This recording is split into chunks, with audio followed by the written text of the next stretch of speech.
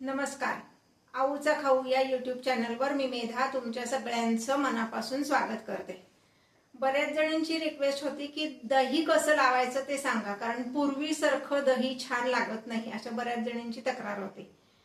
पूर्वीसारखं म्हणजे कसं, पूर्वी छान असं घट्ट वडीचं दही व्हायचं, तर तसं विरजण कसं लावायचं ती प्रोसेस सांगा अशा बऱ्याच जणांचे मेसेज आले.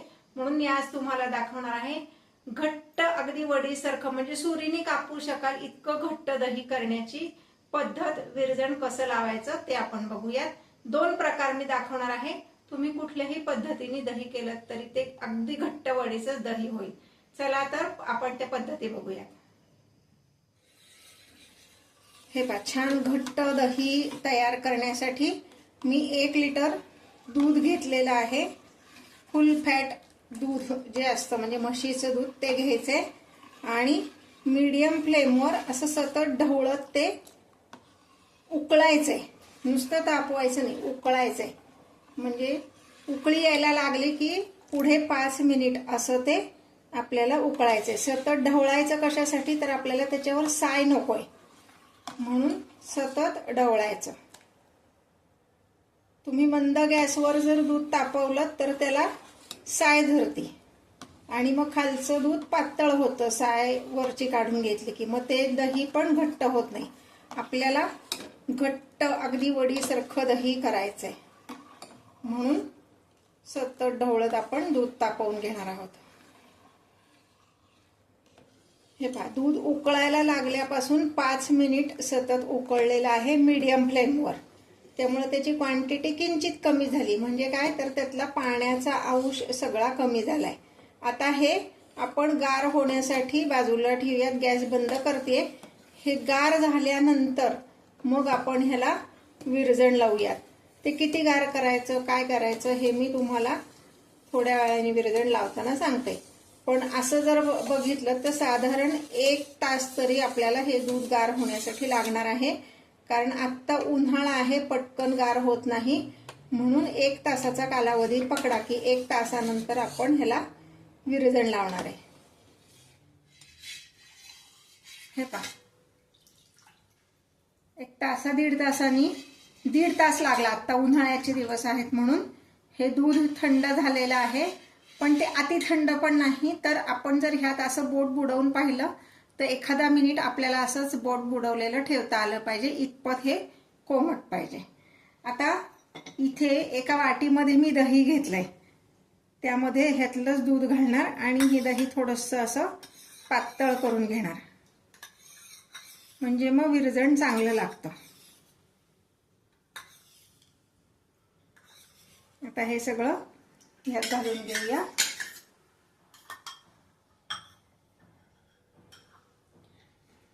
आणि हे रवीने छान मिक्स करायचे.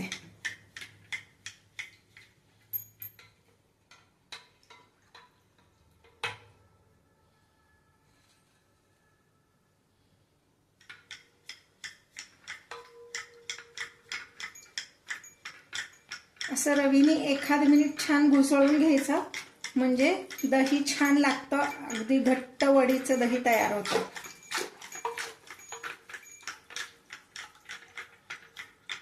अगदी तुम्ही स्टीलच्या पातेल्यात जरी हे ठेवलं किंवा स्टीलच्या पातेल्यात जरी दही लावलं तरी सुद्धा छान घट्ट दही तयार होतं.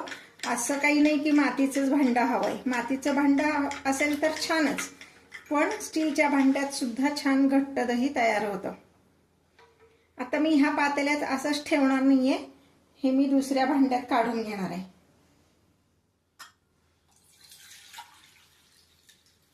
हे स्टीलच्या भांड्यात घातलंय आणि हे उरलेलं थोडं मी काचेच्या भांड्यात सुद्धा तुम्हाला दाखवते.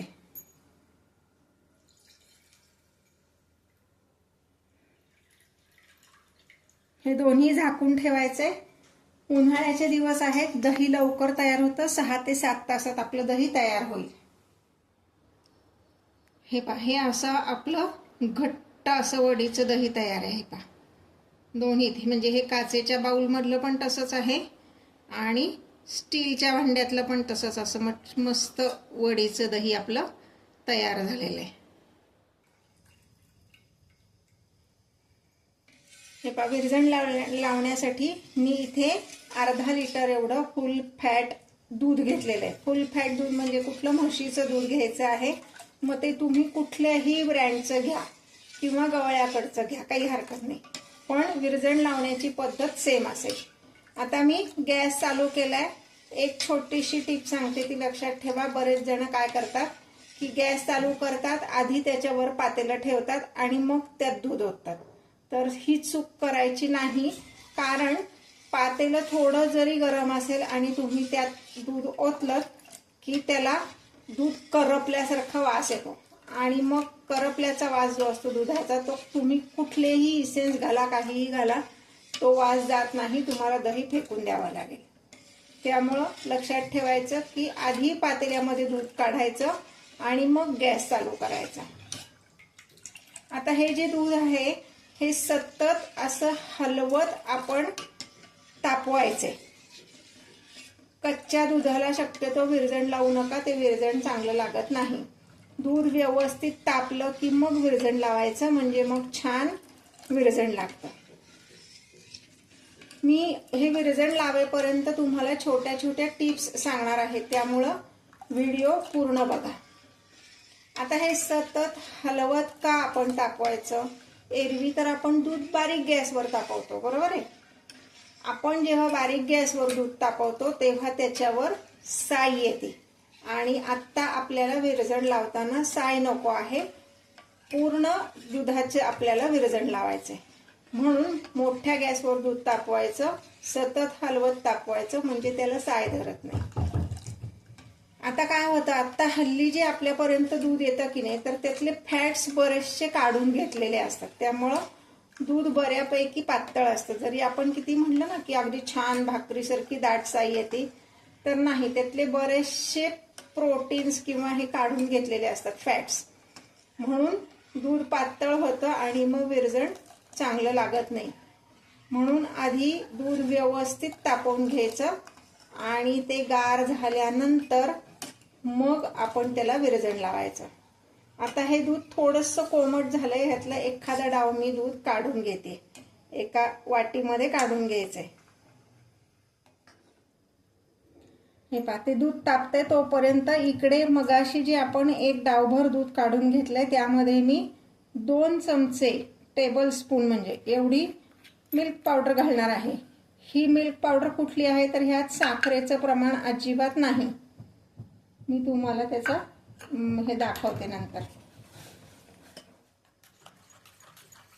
त्या कोमट दुधामध्ये आपण ही जी पावडर घातली त्याची छान पेस्ट करायची, त्यात गुठळ्या नाही राहून द्यायच्या.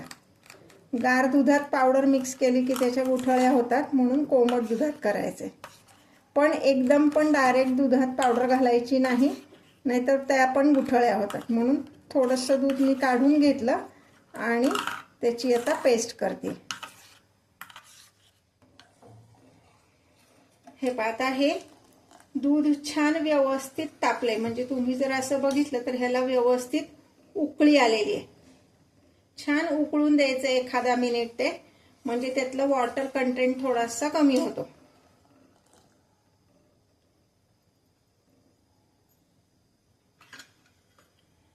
आणि आता मी गॅस थोडासा बारीक करणार आहे आणि ही जी दूध पावडरची पेस्ट आपण केली आहे ती ह्यामध्ये आपण घालणार आहोत.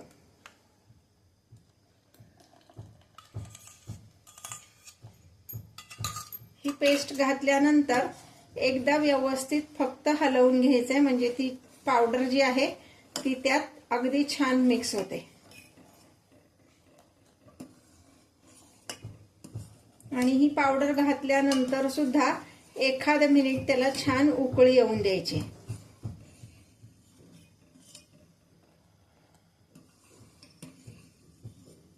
हे पहा, हे छान आता उकळले. गॅस बंद करते. हे सतत हलवत आपण गार करणार आहोत. हे गार व्हायला साधारण एखादा तास तरी लागेल, कारण आता उन्हाळ्याचे दिवस आहेत म्हणून. मग जाता येता ढवळायचं, अगदी सारखं ते ढवळत बसायला हवं असं नाही, पण जाता येता हलवायचं, म्हणजे मग त्याच्यावर साई येणार नाही. आता मी ह्यात मिल्क पावडर कुठली वापरली ते मी तुम्हाला सांगणार आहे. मार्केटमध्ये 3 प्रकारच्या मिल्क पावडर अवेलेबल आहेत.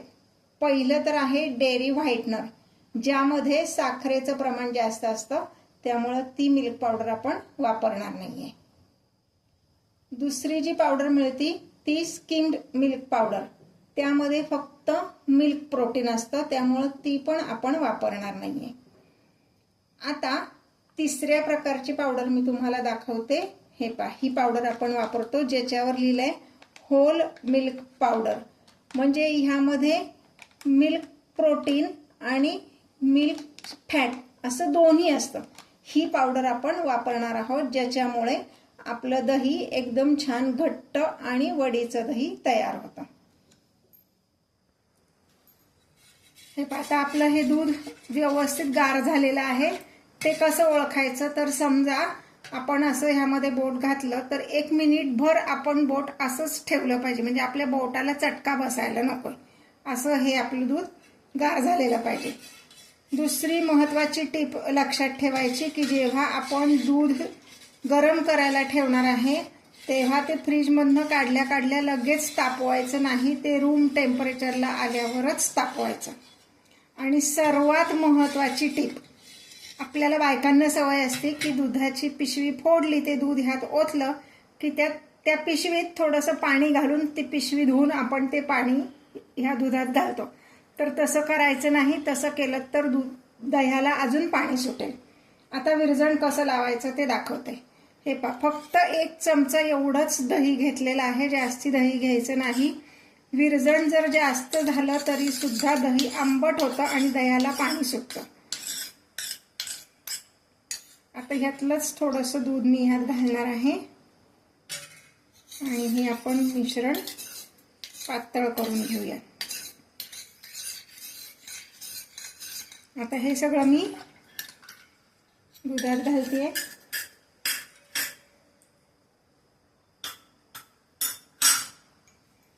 आणि रवी घेऊन रवीने घुसळायचे छान. असं घुसळल्यामुळं काय होतं, आपण जे दही त्यात घालतो ना ते सगळीकडं अगदी व्यवस्थित मिक्स होतं, म्हणजेच विरजण अगदी व्यवस्थित लागतं. आता हे एवढ्या मोठ्या पातेल्यात मी ठेवणार नाहीये. ज्या पातेल्यात आपण दूध तापवतो त्या पातेल्यात कधीच विरजण लावायचं नाही, कारण जरी आता आपण ह्यात बोट बुडवून बघितलं, दुधाचं टेम्परेचर कमी झालेलं आहे की ज्यात आपण बोट बुडवून ठेवू शकतो, पण पातेलं अजून गरम आहे. हे असंच ठेवलं तर हे दूध नासेल, म्हणजे चोथा पाणी असं ते दही तयार होईल. म्हणून आपण दुसऱ्या एका भांड्यात आपण हे ओतून घेणार आहे.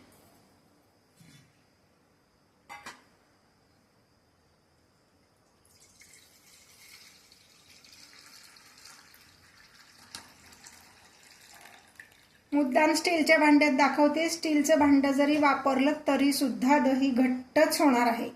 आता हे विरजण लागायला किती वेळ लागतो, तर आता उन्हाळ्याचे दिवस आहेत, तर 6 ते 7 तासात विरजण व्यवस्थित लागतं, दही कमी घातलेलं असलं, म्हणजे विरजण कमी घातलेलं असलं तरी सुद्धा.